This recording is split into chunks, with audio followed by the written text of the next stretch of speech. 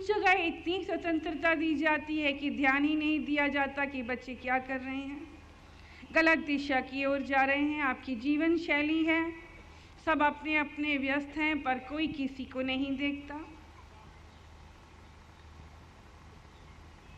ध्यान नहीं देते। कुछ ऐसे हैं कि ये भी नहीं देखते बच्चा कब उठ रहा है, आलसी है, कार्य करना पसंद नहीं करता। आते हैं ऐसे माता पिता, हमारे बच्चे पढ़ते नहीं, आपने आदत नहीं डाली।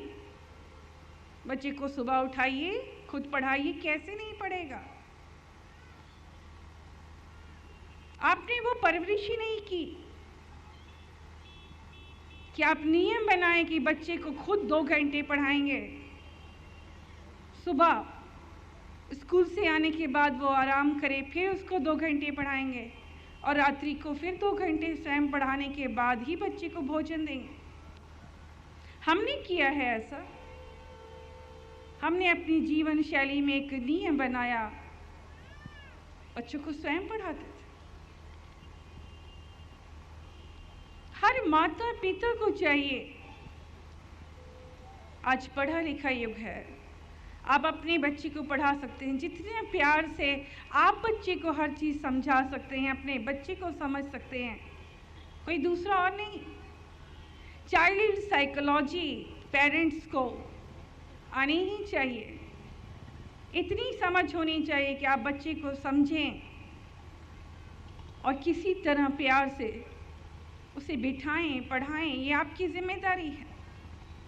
आप ही ध्यान नहीं देते बच्चा कितने बजे उठ रहा है, पढ़ रहा है कि नहीं पढ़ रहा है, किताब खोल कर बैठा है, कहाँ जाता है, कहाँ आता है, नहीं जानते। जब पानी सिर से ऊपर उठ जाता है तब आके कहते हैं हमारी बच्ची घर से भाग गई, हमारा बच्चा घर से भाग गया। ये आपकी जीवन से शैली है जिस पर आप ध्यान नहीं देते। आपके जीने के अलग अलग अंदाज हैं।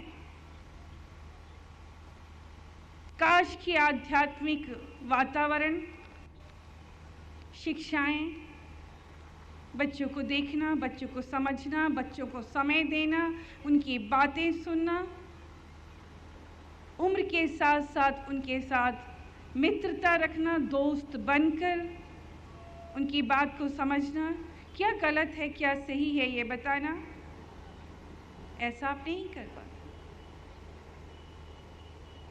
आपकी जीवन शैली में कमी होती है जिसके कारण जीवन में तनाव आ जाता है।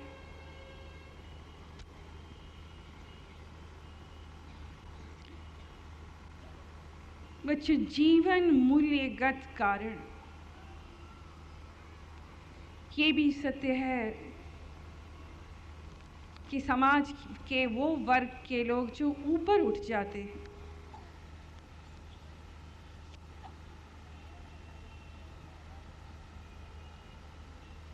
यहाँ स्पष्ट करना चाहेंगे उन लोगों से जो अपने पूर्व जन्मों के कारण ऊपर तो उठ गए,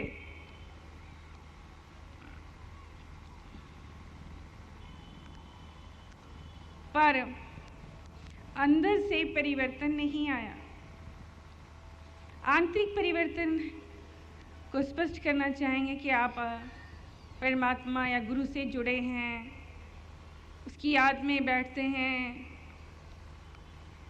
आपने अपने मन को कहीं समझाया है। आंतरिक परिवर्तन नहीं हुआ, सिर्फ बाहरी परिवर्तन को आप दर्शाते हैं। बड़े बड़े नैतिक मूल्यों की बात करते हैं क्योंकि समाज में आपका एक ओहदा है, जीने का प्रयास करते हैं, कोशिश करते हैं। हम कद्र करेंगे फिलहाल उन लोगों की जो एक प्रयास तो करते हैं पर उनका जीवन तनावग्रस्त हो जाता है। वो ऊंचे पद पर पहुंच गए, दायित्व निभा रहे हैं, यहाँ गए वहाँ गए, समाज के उद्घाटन के लिए, किसी संस्था के लिए। आपका सारा जीवन दिखता है कि जनमानस के लिए लग गया। वहाँ बहुत से लोग, क्या घर के लोग भी चाहते हैं कि जिन नैतिक मूल्यों को आप दर्शा रहे हैं कि आपने धारण किया है, वहाँ पारिवारिक सदस्य भी उन नैतिक मूल्यों को आपसे उम्मीद करता है, आपसे वो अपेक्षा करता है, पर आप नहीं कर पाते। आप सामाजिक मूल्यों, नैतिक मूल्यों, सेवा, कर्म बाहर तो कर पाते हैं, पर परिवार में उस दायित्व को, उस जिम्मेदारी को निभाने में आप असमर्थ हो जाते हैं। आपको इस तरह की बातें सुननी पड़ती हैं और आप तनावग्रस्त हो जाते हैं। कई बार जीवन जीना आपके लिए कठिन हो जाता है कि मैं उन ऊंचे ओहदों को कैसे निभाऊं या परिवार को देखूं। बच्चों, अब आता है मानसिक कारण।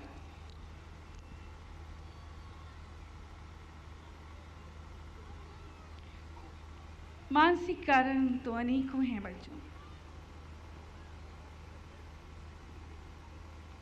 इम्तिहान की घड़ी है, बच्चे आते हैं हमारे पास, अभी भी कुछ दिन पहले आए क्योंकि अभी बोर्ड एग्ज़ाम नज़दीक है। हमने देखा बच्चे खुलकर हमसे बात करते, चिंता बहुत करते हैं। हमने समझाया कि चिंता करने के बजाय आप पढ़ाई, अपनी स्टडी में ध्यान दें। बच्चों ने बताया हमें फ्रेश वातावरण नहीं मिलता, परिवार में इतनी समस्याएं हैं कि वो लोग सब अपने अपने में बहस, लड़ाई, झगड़ा करते हैं। ऐसे में हम पढ़े तो कैसे पढ़ें? हमने उन्हें मशवरा दिया कि एक तो आप ये करें कि आप रात को पढ़ा करें जब वो लोग सोते हैं, और जब वो लोग जागे तब आप दिन में सो जाया करिए।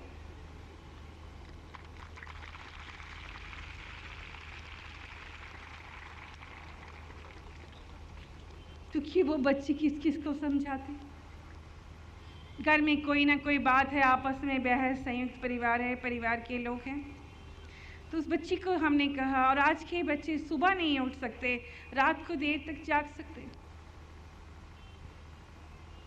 तो मानसिक रूप से बीमार रो रही थी। माँ, मेरा पेपर नज़दीक है, मैं कैसे कंप्लीट करूँगी, दिन कम है। फिर भी उसे कहा कि उम्मीद पे दुनिया कायम है, हिम्मत मत हारो, जो हम कह रहे हैं ऐसा तुम करके देखो बेटा, हमारा जल पीना, हमें पूरा विश्वास है कि आप अच्छे नंबर से पास हो।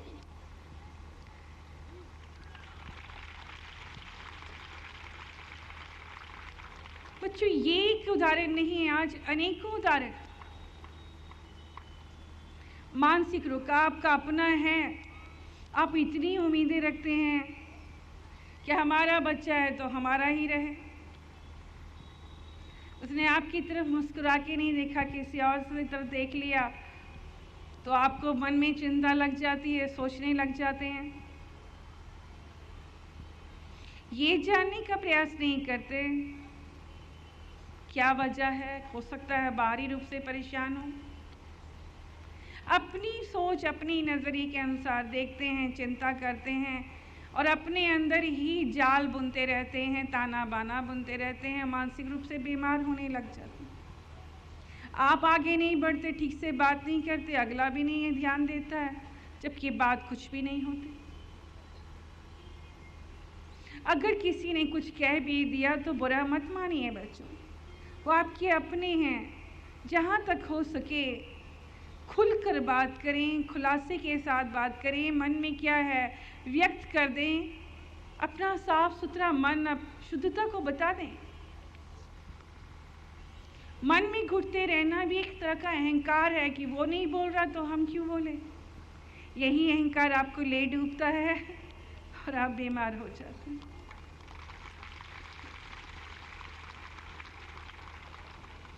कोई भी बात मन में आए, अपनों से छुपाना नहीं चाहिए। रिश्तों के प्रति ईमानदारी इसी को कहते हैं। हाँ, ये और बात है बच्चों, ये कर्मों का जाल। ऐसे अनेकों बीमार देखे हमने, जिन्होंने प्यार किया, लेकिन जिन्हें प्यार करते हैं वो किसी और को प्यार करने लगा। घर के लोग उन्हें पागल खाने में छोड़ आते हैं।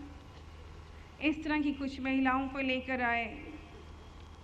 वो बार बार एक ही कह रही थी, मैं अपने पति से जितना प्यार करती हूँ, मेरा पति मुझे प्यार नहीं करता। जहाँ तक संभव हो सका दोनों को समझाया, आशीर्वाद दिया, उनका ब्रेन वॉश किया कि ऐसा मत सोचो, उनकी भी जिम्मेदारियां हैं, कार्य हैं, जितना समय दे पाते हैं उसे समझना है। पति को भी समझाया कि आपकी पत्नी भावुक है, सेंटिमेंटल है, इसलिए उसे भी थोड़ा वक्त दे। दिल चीज़ ही अजीब है, दिल के जज्बात ही अजीब हैं। वो यथार्थ को समझने का प्रयास नहीं करता। वो जिससे प्यार करता है उसको पाना चाहता है, उसका सानिध्य चाहता है, उससे दो बोल सुनना चाहता है और चाहता है कि अपनी हर बात उससे शेयर करे, अपना हर दुख दर्द उसे बताएं।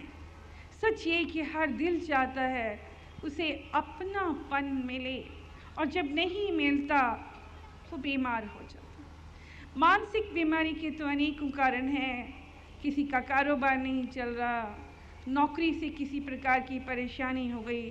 आज नौकरी करना भी आसान नहीं है, यहाँ भी कंपटीशन है। आप जिस कुलीग के साथ नौकरी कर रहे हैं, पता चलता है उसने ही आपके पीछे आपकी कोई शिकायत कर दी, कोई इल्ज़ाम लगा दिया, या वो आपसे आगे निकल गया, कार्य करने में आप पीछे रह गए। आज तो सब मौके की तलाश में हैं और आप तनाव का में आ जाते हैं क्योंकि आप आगे नहीं बढ़ सके। तो बच्चों, मानसिक रोग का एक कारण नहीं है, अनेकों हैं। और मानसिक रोगी सिर्फ सोचता है, इतना बीमार हो जाता है कि वो शारीरिक रूप से भी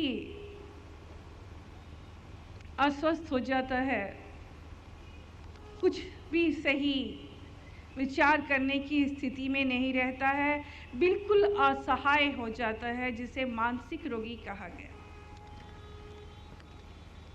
बच्चों, अब आता है तनाव में शारीरिक कारण। आज वो दौर है जहां मोटापा भी हो जाए तो लोगों को चिंता लग जाती है कि हम मोटे हो गए। शारीरिक बीमारियां हो जाएं, अगर डॉक्टर बता दें तो सच मानिए जीते जी आप तभी मर जाते हैं अगर आपको मालूम हो जाए कि आपको कोई भयानक बीमारी है। सच ये है कि कोई व्यक्ति बीमार होना ही नहीं चाहता, पर आज शारीरिक बीमारियां अनंत हैं, अनगिनत हैं। ये भी आज की जिंदगी का सबसे बड़ा तनाव का कारण है बच्चों।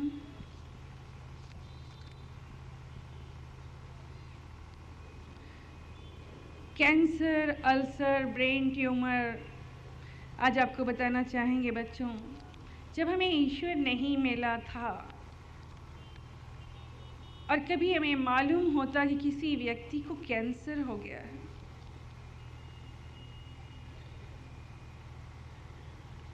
और वो ऐसी जीवन जी रहा है जैसे मौत से पहले उसकी मौत हो गई है, मन में विचार उठता था, ना जाने कैसे उठता था। आज हैरत होती है सोचकर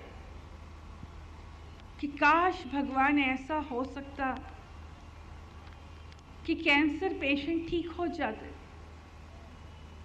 कोई ऐसा जीवन ना जिए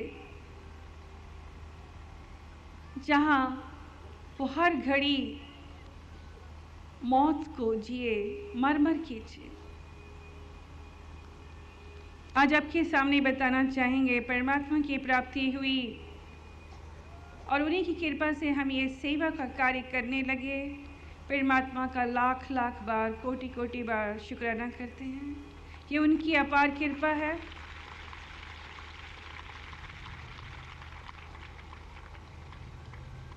ऐसे हजारों लाखों या अब तक कह सकते हैं कि करोड़ों, जितने हमारे प्रोग्राम हो चुके हैं, करोड़ों लोग ठीक हो चुके हैं। हम बात उन दिनों की कर रहे हैं जब हमने कार्य की शुरुआत की। एक यंग बच्चा आया 25 साल का और कहने लगा कि माँ, मुझे कैंसर है। रो रहा था, आंख में आंसू थे। मैं क्या करूं? मैं माँ बाप का इकलौता बेटा हूं। वो मुझे बहुत प्यार करते हैं। मैं उन्हें बता नहीं सकता कि मुझे इतनी भयानक बीमारी है। इससे भी कठिन परिस्थिति ये है कि उन लोगों ने मेरा रिश्ता तय कर दिया है, मेरी शादी करने जा रहे हैं। माता पिता के साथ साथ मैं किसी और प्राणी का जीवन नर्क करूं, ये अंतरात्मा गवारा नहीं कर रही। आप बताइए मैं क्या करूं?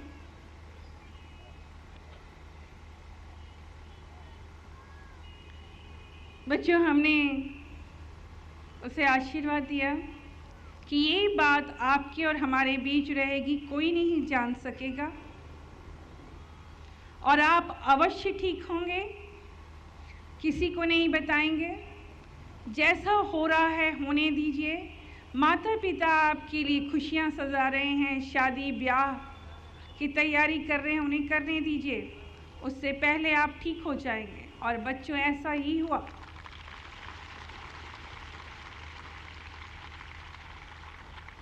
आज दोनों पति पत्नी बहुत खुश हैं, 2 संतान हैं, एक पुत्र और एक पुत्री। इस बात को भी, इस वाकया को 10 साल हो गए हैं। और आपको सच बताना चाहेंगे, बहुत खुशी होती है जब आप ठीक हो जाते हैं। तो हमें लगता है कि हमें बहुत बड़ा तोहफा मिल गया।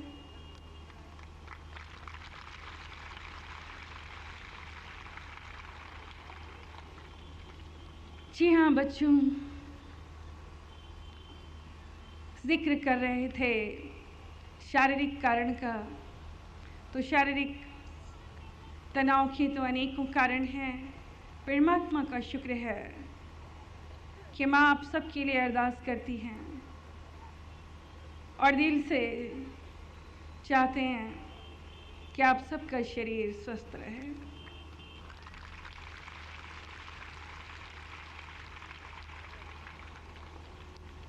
बच्चों, संसार में बहुत से ऐसे लोग हैं जो बहुत ही भावुक और संवेदनशील व्यक्ति हैं। ज़रूरत से ज़्यादा संवेदनशील होना भी तनाव का कारण है।